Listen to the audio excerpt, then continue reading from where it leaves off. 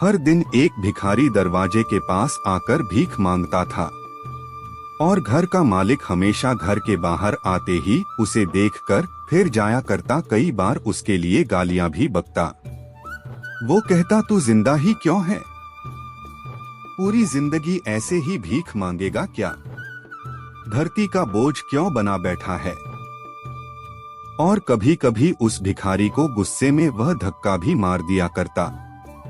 इतना कुछ हो जाने के बावजूद अधिकारी के मुंह से सिर्फ यही निकलता कि भगवान भगवान तुम्हारे पापों को माफ करे।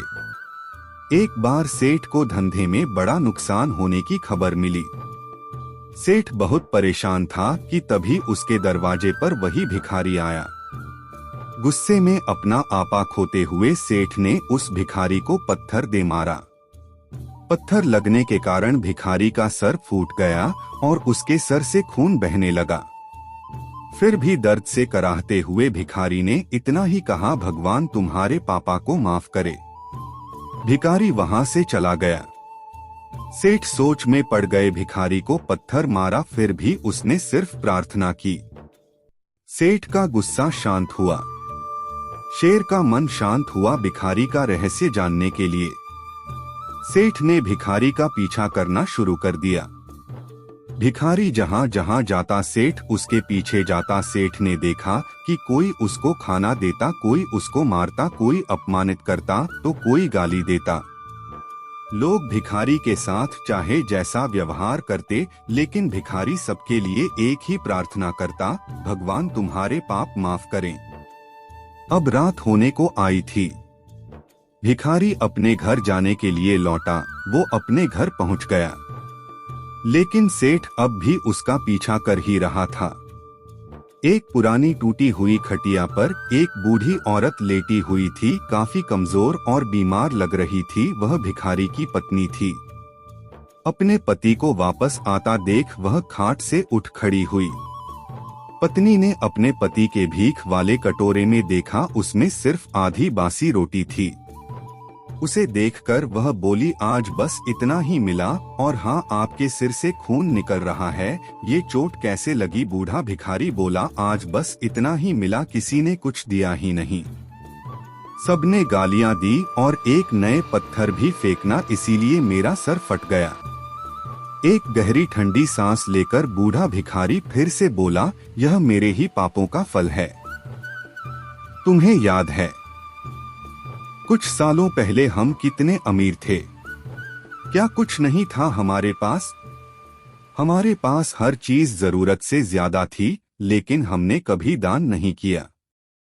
और उससे भी बुरा हमने उस अंधे भिखारी के साथ किया जो हमारे द्वार पर भीख मांगने आया करता था। बूढ़ी पत्नी की आंखों में आंसू आ गए। वह बोली, हाँ, हम उस बेचारे अंधे के साथ बहुत बुरा करते थे।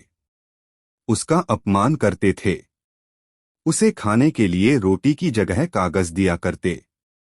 उसका मजाक उड़ाया करते और कभी कभी मारा भी करते। मैंने कभी उसको रास्ता नहीं दिखाए। एक बार मैंने उसके मुंह पर मिट्टी भी फेंकी थी और वह हमेशा दुखी होकर यही कहता कि भगवान तुम्हें तुम्हारे किए की सजा देगा। भगवान तुम्हारे पापों की सजा जरूर देगा। उसका श्राप सच हुआ और हम इस दुख भरी जिंदगी में आ गए। भिखारी बोला, हाँ, उसका श्राप सच हुआ, इसलिए मैं किसी को बद्दुआ नहीं देता। चाहे कोई मेरे साथ कैसा भी बर्ताव करे, मैं हमेशा उसके लिए प्रार्थना करता हूँ। मैं नहीं चाहता कि कोई भी हमारे जैसे जिंदगी का अनुभव करे, किसी को भी हमारे जैसे दुखों का सामना करना पड़े। वो नहीं जानते कि वह कितना बड़ा पाप कर रहे हैं, इसलिए अनजाने में हुए पाप की ऐसी सजा किसी को भी मिले, मैं नहीं चाहता। सेठ वहीं पर छुपकर यह सारी बातें सुन रहा था। अब उसे सब कुछ समझ में आ गया था। भिखारी और उसकी पत्नी ने वह आधी रोटी मिल बांट कर खाएं और भगवान को धन्यवाद बोलकर सो गए।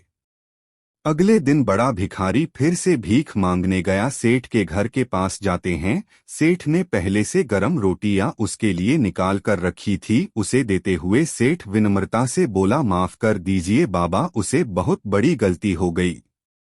बूढ़ा भिखारी बोला, भगवान तेरा भला करे। इतना कहकर वह आगे निकल गया। इस कहानी से जो सीख लेने लायक है वह बड़ी ही सिंपल है कि आदमी चाहे किसी के बारे में बुरा कहे या भला करें, लेकिन भगवान सिर्फ कर्म के हिसाब से उसको फल देता है। क्या हुआ अगर भगवान नहीं दिखता है, लेकिन यह बात बिल्कुल सच है, उसके खाते में सबका हिसाब बहुत बहुत पक्का होता है।